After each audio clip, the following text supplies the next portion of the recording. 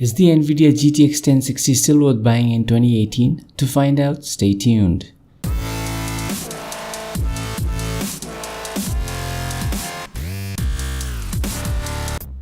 Hey, what's happening guys, this is Orca from Gamers United India and you're watching the review of the Zotac GTX 1060 AMP Edition. The Zotac GTX 1060 AMP Edition is a dual-slotted lower mid-range beast with a relatively small form factor. It comes with a factory overclock of 50 MHz on the base and 88 MHz on the boost.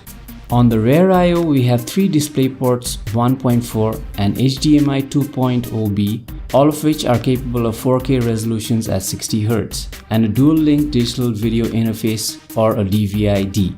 In performance, it is comparable with the last generation GTX 980 and its current competitor is the Radeon RX 580. At 8.27 inches, Zotac's GTX 1060 AMP Edition is one of the smaller cards in the market. Its Ice Storm cooling technology comprises of two 90mm fans and a heatsink with 2 copper pipes. The Zotac GTX 1060 is also VR ready and Zotac's proprietary software for overclocking is known as the Firestorm. The card comes in with 6GB of DDR5 memory running at 8 GHz and has a base core clock of 1556 MHz and a boost clock of 1771 MHz and requires a minimum of 400 watt power supply. And now onto the benchmarks. Our test hardware comprises of a Ryzen 5 1600 6-core 12-thread part running at 3.6 GHz balanced mode on a ROG Strix B350F motherboard with 8GB of DDR4 Corsair Vengeance memory running at 2666 MHz. We use a single 1TB WD Blue HDD running at 7200 RPM and the Zotac GTX 1060 AMP Edition, all of which is powered by a 550 watt 80+ bronze certified Cooler Master power supply. First we have the synthetic benchmarks. We have the SteamVR test and 2 benchmarks from Unigine, the Heaven and the Valley benchmark. On the VR test, the 1060 fares pretty okay as shown on the test.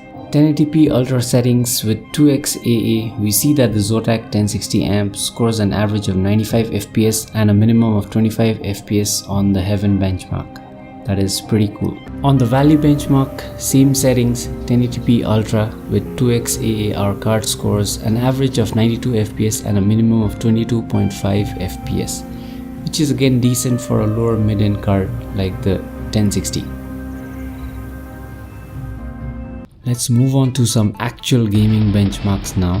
First, we have the very popular CSGO.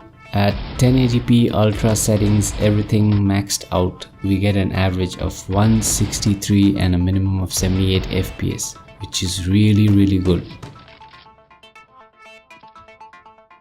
Rise of the Tomb Raider, another graphics intensive game. At 1080p very high settings, we get an average of 62 FPS and a minimum of 50 FPS, which is completely playable. EA's Battlefield 1, another compelling shooter, we get an average of 92 FPS and a minimum of 78 FPS on 1080p Ultra quality. Rainbow Six Siege, we have an average of 102 FPS and a minimum of 58 FPS at 1080p Ultra settings. Guys, also the links to the tools and the application used for the benchmarking process is given below in the description. Moving on, we have Witcher 3 The Wild Hunt, our favorite RPG. We get an average of 52 and a minimum of 40 at 1080p Ultra settings. Mass Effect Andromeda is the new game by BioWare. It is a visual eye candy, even though it is not as good a game as its predecessors. Here, the GTX 1060 scores an average of 59 FPS and a minimum of 53 FPS, which is commendable for a mid-range graphics card. Finally, we have reached the last benchmark of the day, Dota 2. By no means is a graphics card killer, but it is one of the most played games in the world. Here the 1060 scores a minimum of 78 FPS and an average of 123 FPS. So is the 1060 still a contender for the mid-range graphics card market? Let us know in the comments below.